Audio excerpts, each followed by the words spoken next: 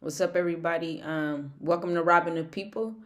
And today I just want to talk to you guys about how the economy really works, because I think it's important and I think it's just a few key things that, every individual should really just know just how the game is being played right now. So, first of all, in order to understand the economy, it's necessary that you understand how the government works. You get what I mean? So who is Congress? Who is the Fed? You know what I'm saying? Who passes law? So that's what I mean by like who, how the government works. It's important to understand that. So who's passing the policies and what policies are being put in place. In order to be a successful investor is it's all about, really just trying to predict what the government is gonna do next. You get what I mean? So that's the type of game we kind of playing now. So let me tell you now also about capitalism and credit. You get what I mean? And I'm gonna use this term in this video called creditism or creditlism. I think it's creditlism. Creditlism. I don't know. I got it from Richard Duncan, who I'm gonna cite at this video. But anyway, so back in the day, you get what I mean? Like when our grandmother and when our parents was growing up, I'm 30, by the way. The economy worked under something called capitalism. I'm sure you guys have heard that word before.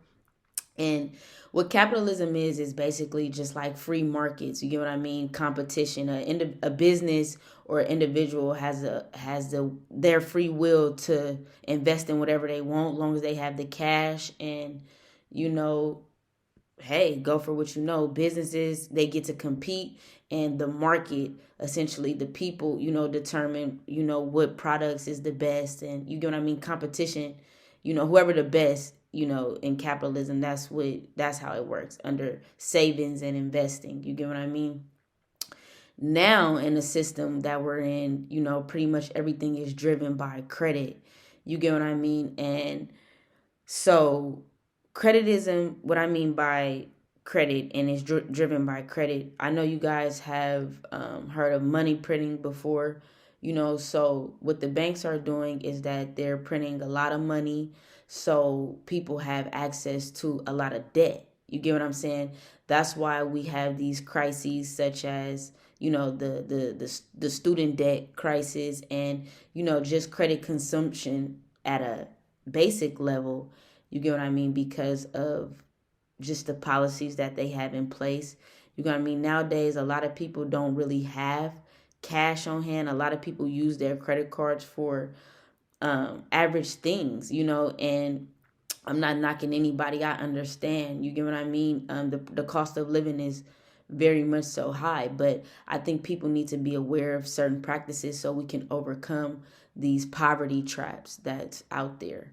You get what I mean? So back to how the economy works. So under creditism, you get what I mean? The government prints a lot of money, right?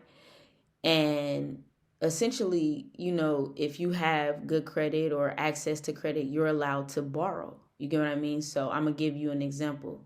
So say for instance, you have a credit card, right? You have a credit card. Your APR, which is what they're charging you to own the credit card, your APR, let's say it's 30%, right? So say you charge you some Jordans, you get what I mean, at $120, right? But your interest rate charge, your APR charge is 30%. So let me pull out my calculator. So some $120 Jordans, some $120 Jordans charged on a credit card with 30% interest rates gonna come up to $156, because that 30% interest rate is an additional $36. So you have to pay back that $120 plus the interest rate of 30%, which will be $36.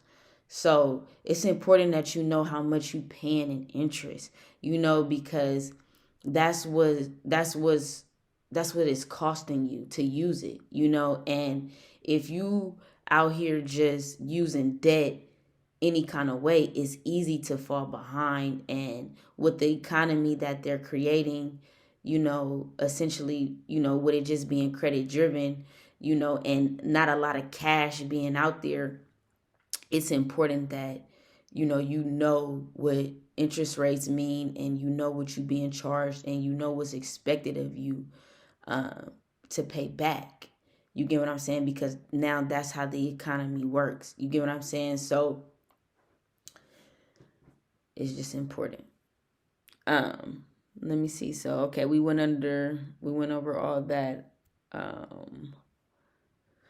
So one person's debt is another person's asset. You get what I mean? So like for instance, when you buy a home, you have a mortgage, your mortgage is the bank's asset. You get what I'm saying? So essentially they want you to go in debt.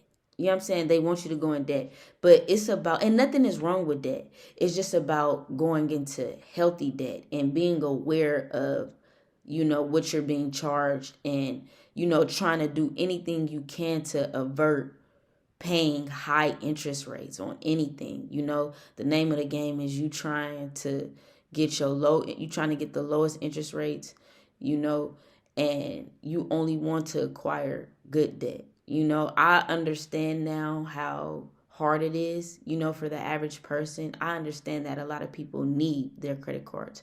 And what I want you to understand is that's how they want it. But we can still overcome this. We can still save and invest, and make sure that if we are using debt, we're using it properly, because we're going to be educated and we're going to know how to use it. So I hope I was clear enough for you guys in this video. If not, comment below. Send me an email at robbingthepeople1@gmail.com, or you can hit me on Twitter at robbingthepeople1. And let me know what you want to talk about. Even if you want me to get some people on here to talk to, and ask some questions, I will do that as well. So yeah, until next time, peace.